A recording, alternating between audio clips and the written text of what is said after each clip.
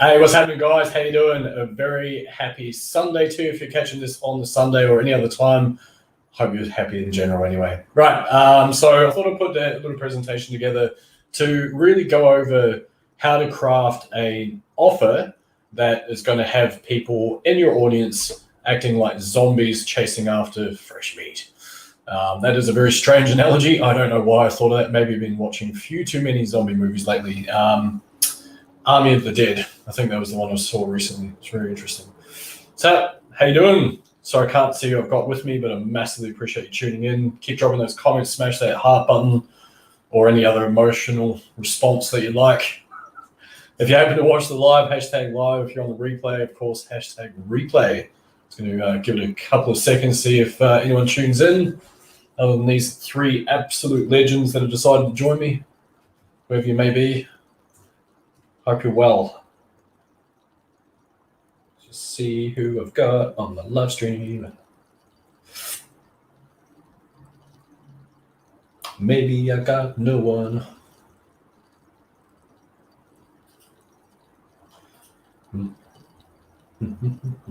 Where is my live? I cannot find my live.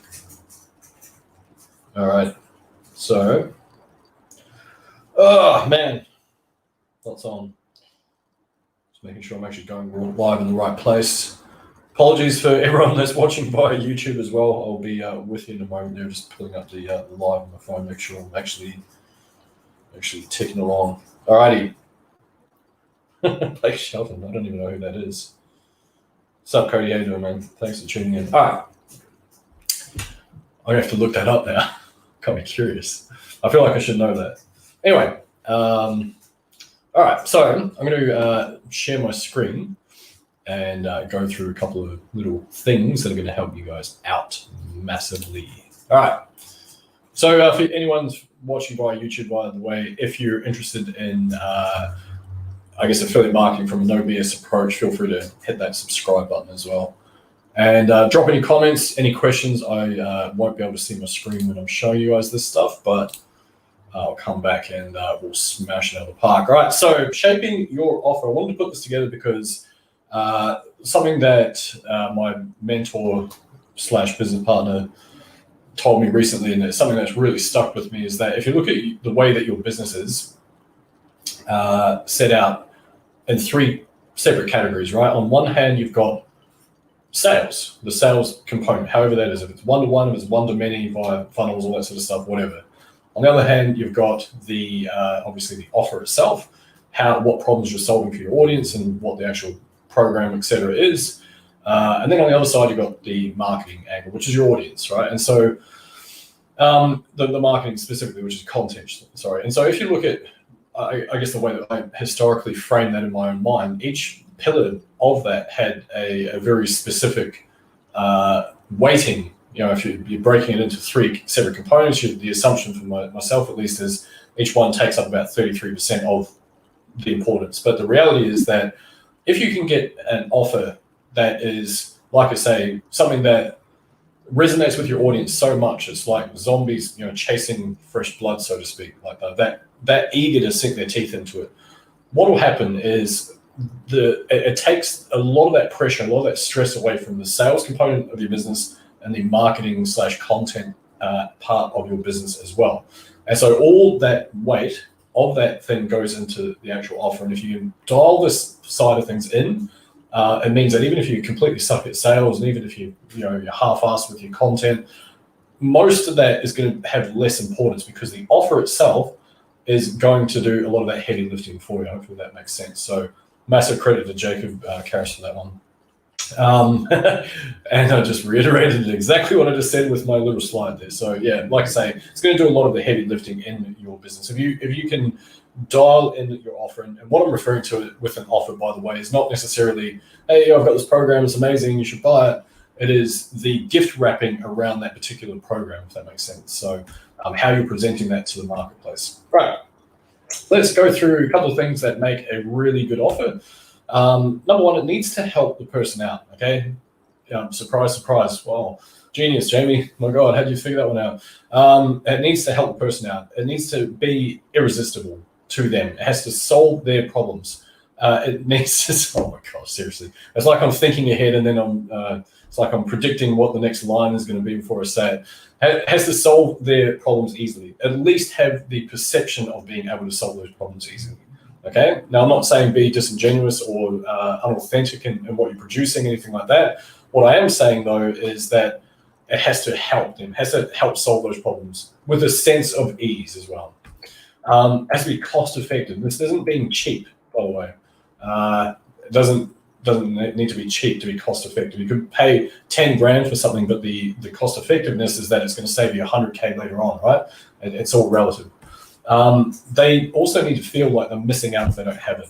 So, and I'm going to discuss a couple of ways that you can start putting that into your content, into the way that you craft your offers in order to start getting that sense of FOMO out of your audience as well.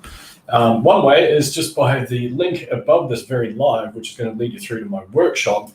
Currently $27, going up to $49 in 4 days' time. Even at 49, I can assure you with absolute confidence it is an unbelievable bargain. Check it out, going up in 4 days. Right. So what else? It needs to limit risk. Okay, so as an affiliate, you can't control the cart page. You can't control what the vendor does. Some products and services do or do not have refund policies. There's all that type of stuff. There are ways that you can help people out. So you can do things like give them results in advance. Now, I don't necessarily mean specifically financial results either, okay?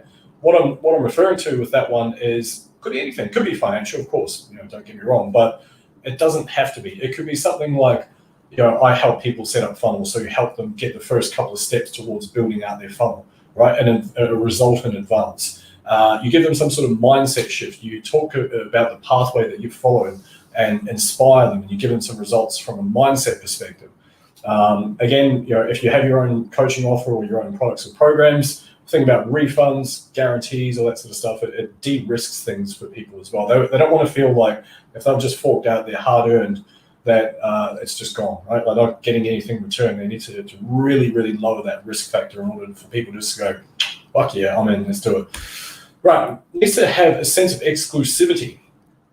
So the way that you can manufacture this is cap out your numbers. This is probably the most obvious one, as in, if you say this is open to absolutely everyone in the world, and it's the best thing ever, there's no incentive because like everyone can get access anytime they want, right? It needs to be exclusive.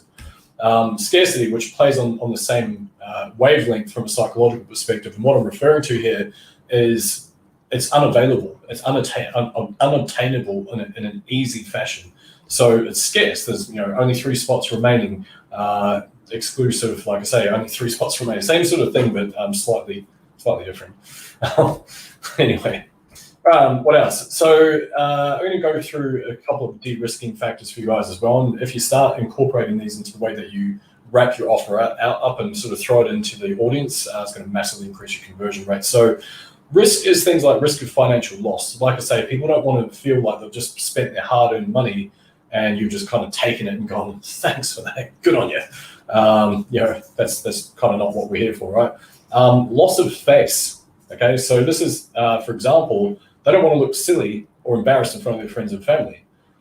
That's pretty natural. We all, no one really wants that anyway, right? But what loss of face, what harebrained scheme has Jamie got himself into this time? Oh gosh, he's doing that whole internet marketing thing again, isn't he? Oh, silly, what a silly lad. And so that ends up something that we own, so loss of face, right? Risk of inconvenience, like how much of a pain, I'll tell you about inconvenience. God, it's got me on a bloody rant now. So what was really inconvenient recently is I was out and I got a call from a very distressed little wifey, and she said, in a slightly more exaggerated, panicked tone than this, but my darling Jamie, it appears like there is a little bit of a flood appearing in our apartment. Would it be possible for you to come home as quickly as possible to help me deal with this situation? Of course, it didn't quite, there was a lot more swearing and all sorts of stuff there. And anyway, arrived home and the whole apartment's flooded because the plumbers have messed something up. And so the inconvenience now is that we have to move out, even though we're still living here. So we have to pack everything up just to move out for like a week and then move everything back in. Kind of mildly inconvenient. Anyway, it's a random story for you. Risk of loss of time. Again, that's the same example. I'm losing time because I have to pack up all the stuff in our whole house to get the bloody floors replaced. thanks to this mess that the people left. And lots of time. I'm going to lose time doing it. Lose time packing, unpacking, the stress of moving, stress of I think there is a possibility we might actually have to find our own place to go stay in during this situation, which is kind of weird. Hassle or intimidation. People don't want to feel pressured into doing stuff. People love buying stuff, but they don't want to feel pressured into doing it. That's the kind of thing, right? So there's another de-risking. If you can de-risk these things, or at least if you have an understanding of these, it's going to play out in your offers as well. So unsatisfactory results.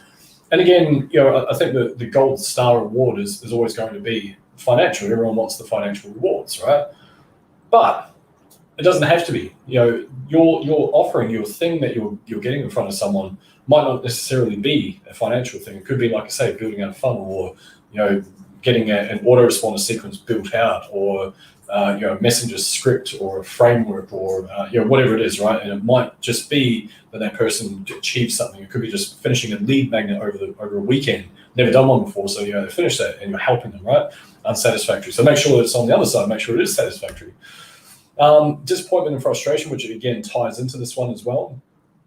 But of course, you don't want to put all of your hard-earned money, and then of course all your entire belief system into this is the thing. This finally, I'm going to break these chains of employment forever, and I'm going to be financially free after this thing.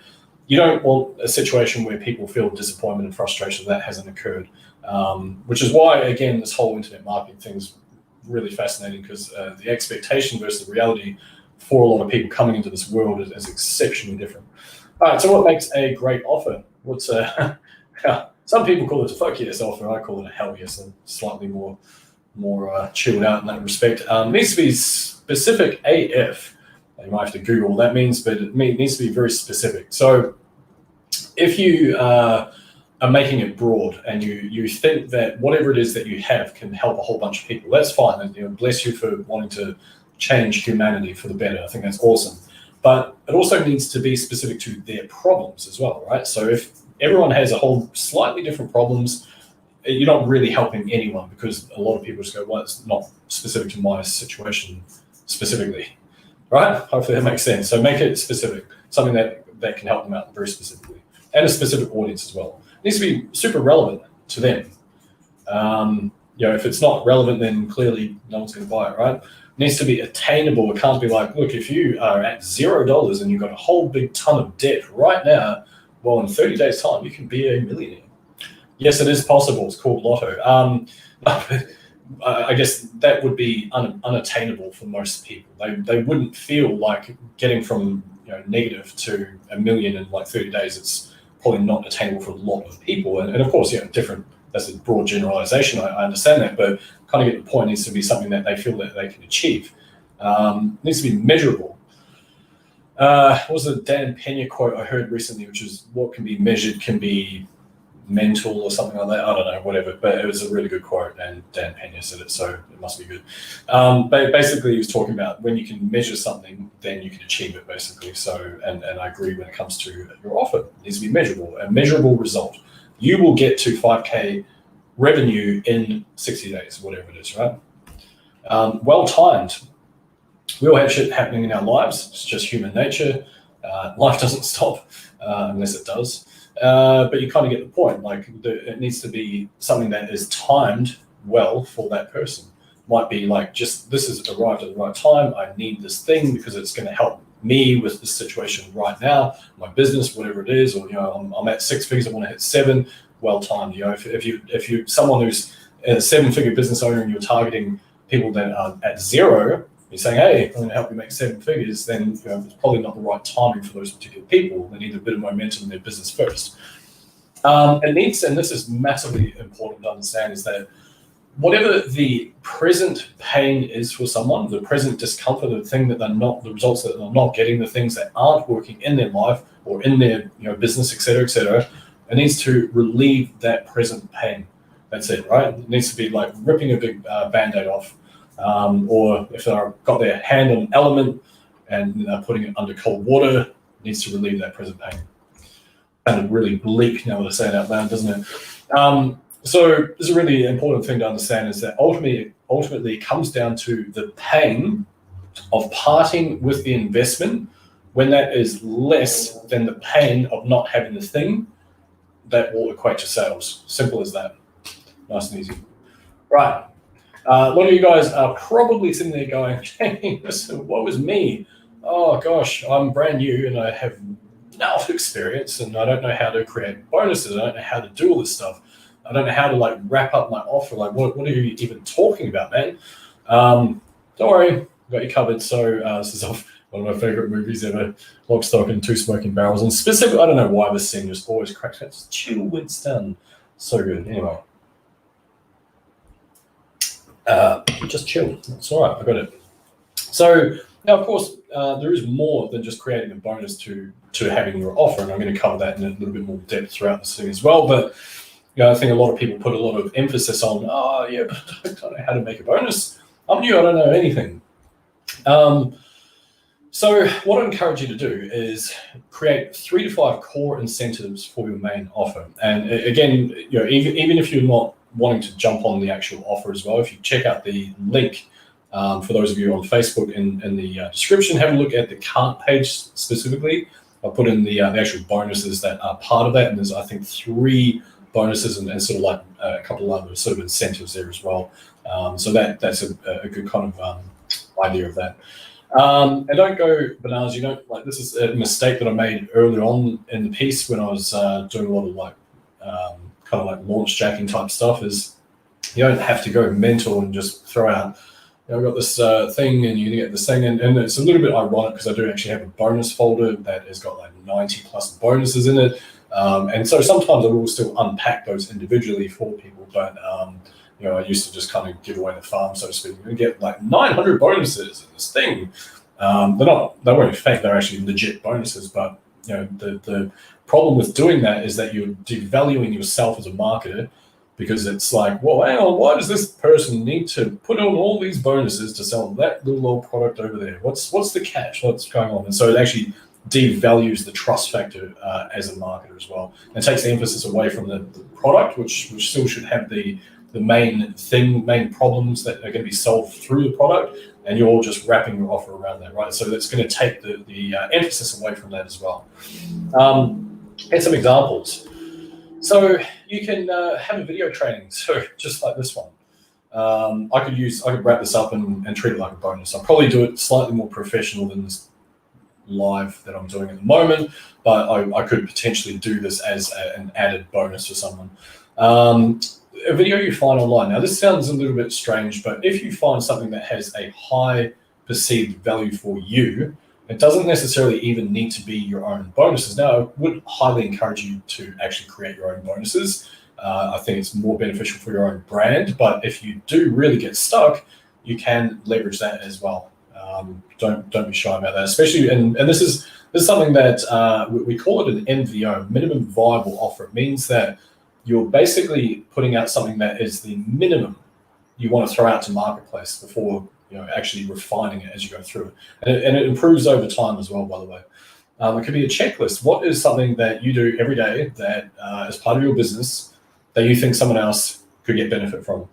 Doesn't need to be super flash. Like you can just jump onto Google Docs, create like a little thing, or Canva, the free option, and just a little checklist, which is the official name given for that particular procedure, by the way, and just wrap that up into a PDF and give it to your audience, right? It doesn't have to be super flash. It could be a reference guide. It could be a list of websites to visit, reference guide of something that you do or something that you found, some things online that help people out, basically. It could be a lead magnet that you create as well. This can be actually added as a bonus. So you've got the lead magnet there, which is something to get leads in the door. But you can also use that as a bonus as well, if you like. It has a perceived value. It could be an audio file.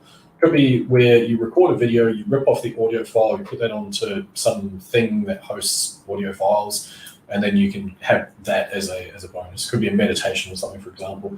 A membership, maybe there is a piece of software that you have, or there is, I don't know, something out there that you're a part of and you think it would be awesome, and you can offer a membership for that. You can offer coaching. And again, even if you're brand new, don't underestimate what you do know and how much you can impact someone's life based on what you currently know and what you'll continue to learn as you go through this pathway. Don't underestimate that, seriously, because most people, they're not sitting there going, oh gosh, I wish I had a guru. Oh man, if it was only a guru for me to like get coaching from, that would be amazing. Most people don't think like that. They just want someone who basically they can be accountable to, that has walked a couple of steps ahead of them in this pathway that they can ask stuff to, and that's it, right? Don't undersell yourself. Voxer Access is one that I use. Voxer is just a little app on your phone. There's a free and a paid version, and it just allows you to send voice clips. I love it because it removes from Facebook. It also has an added value because it's not just in chat, which gets clogged up pretty easily, right? So chat access, which is another way, but again, you've now got Facebook access via the chat. You've also got Voxer, which is external as well. Replays of training. Say if you've done something like this, you could then package this up and then give them that, right? Software, if you've got access to any software that you're able to gift people, that's another option. Tips and hacks, anything that you have done that you find has a perception of value. If you check out the workshop, there's a couple of things that I do in my business, which are basically just from trial and error that I've learned over the years, and it's just helped me with a few things and creating efficiencies in my business. So check things out like that. Community can be like your own private support group.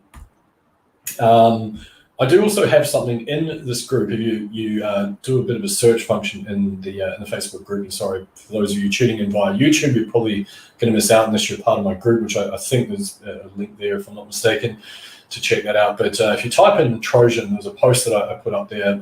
This is just a way that you can offer stack in order to lead to something as well. Just give that an idea. To give you guys, an idea of how you might put one of those together.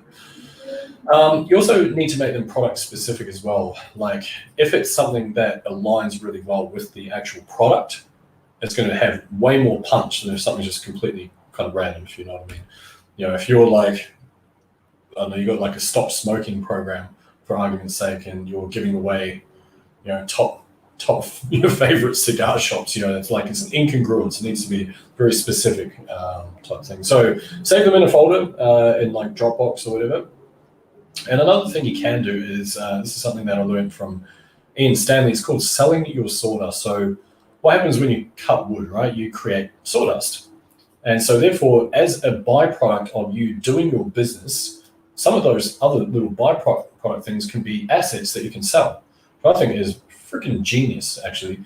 And so therefore, once you start getting a whole bunch of these bonuses together, guess what? You can sell them as a going concern. I've got them as an order bump for the offer, like I say. And so therefore, the uptake rate on that is like 50-60%, and it's it's just easy cash because people just have to tick the button to pick that up. Nice and easy. And this is something that I learned from my business partner mentor, so Jacob Karras. It's called unpacking the offer, extracting the offer.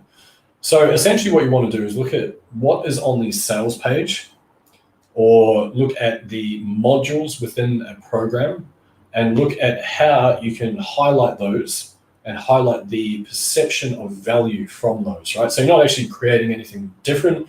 You're not actually, it's not like you have to rewrite it necessarily. Just taking what's already there and the high perception of value that is already there, and you're highlighting that to your audience as you go through this pathway, right? So if you start adding these things to your offers, you'll find that the conversion rates go up massively because you're actually incentivizing the reason why people would want to buy through you, right? Anyway, that's it. Hopefully that helps. No, my mouse is not working. Hopefully you guys got a ton of benefit from that.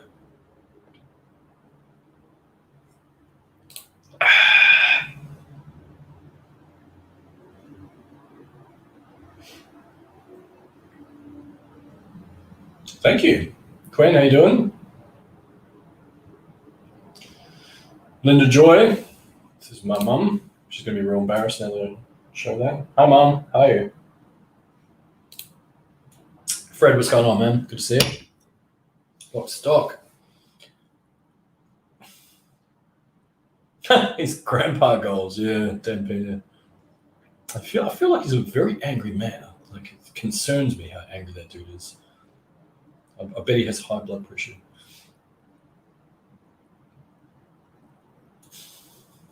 This is brilliant. Oh, I love this one.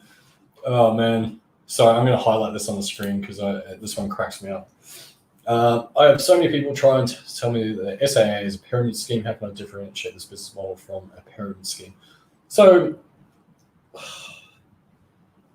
God, fuck, man, seriously, like this one really irks me, and it really irks me because it's like saying that learning a set of skills, like let's forget affiliate marketing for a moment. Let's just assume that it's just digital related marketing stuff. How to market a business. And if you were to buy a course on how to market a business, no one would say that stuff, right? And so with affiliate marketing, you're learning a set of skills that can feed you for life. Like if you can learn it in affiliate marketing, you take that anywhere. You take that to your own coaching when you develop your own products. You can take that there. It's super powerful. By contrast, a pyramid scheme is where the person at the top is the one that is getting paid. I don't know, like maybe a corporate environment. Someone who's a CEO, they're at the top. They've got the little chain of command, all that sort of stuff, and then the people at the bottom, they get paid, but it's nothing by comparison. That's a pyramid scheme, if you ask me. Whereas affiliate marketing, I mean, it's selling other people's products. Would you call Amazon.com a pyramid scheme? Because it is the largest affiliate network in the world. It is the largest. Billions and billions and billions of referral business have gone to Amazon. You don't call that a pyramid scheme. Like it's no different. It's no different than a real estate agent selling a house, right? They sell a house, they get a percentage as a commission or a flat fee, whatever the go is, right? But you wouldn't call that a pyramid scheme either. Like it's the same thing with affiliate marketing. It's just referring a buyer to help them solve a problem. When it comes to things like SAA and whatnot, yes, it's a high-tech program. I still think it's probably massively undervalued at the investment that's currently at, for the support and the fact that we've been there for ages and all that sort of stuff. And the student results, you don't have to look any further than that. So I don't get how you can kind of call that a pyramid scheme. What I would suggest, though, this is an interesting side topic, and forgive me, your name's not popping up, so I'm not sure who I'm speaking with there directly, but with that one as well, it would suggest to me that there's a bit of an audience mismatch, because what that suggests is that their state of awareness is not such that they understand what affiliate marketing is. So it means that they're completely green to affiliate marketing in general, right? And so what that means is you're trying to fit a square peg in a round hole, whatever that saying is, because you need to, that process when you are dealing with those people that don't have an awareness of what affiliate marketing is and how can potentially they can leverage it in their life and whatnot. It's just a longer indoctrination process to take them through. And that can be lengthy, to be fair, because you do have to adjust these mindset things that they have. Like, oh, it's a pyramid scheme, I don't want to do that. And so therefore you've got to politely explain to them that it's not. So yeah. Sorry, just reading the the comment below that. Brilliant. Just move on. I wouldn't put too much emphasis with those ones.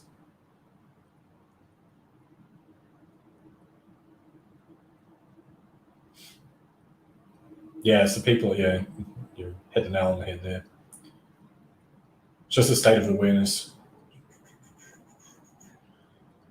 This was an MVO massive water. Thank you. Hey, Daniel, how you doing, man? Good to see you.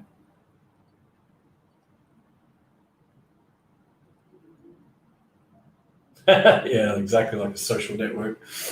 That's it. All right, folks, I'm going to bounce. Sunday afternoon, I've got a ton of stuff I need to get done. So you guys are amazing. Thank you very much for tuning in. Hopefully you got a ton of value out of this one.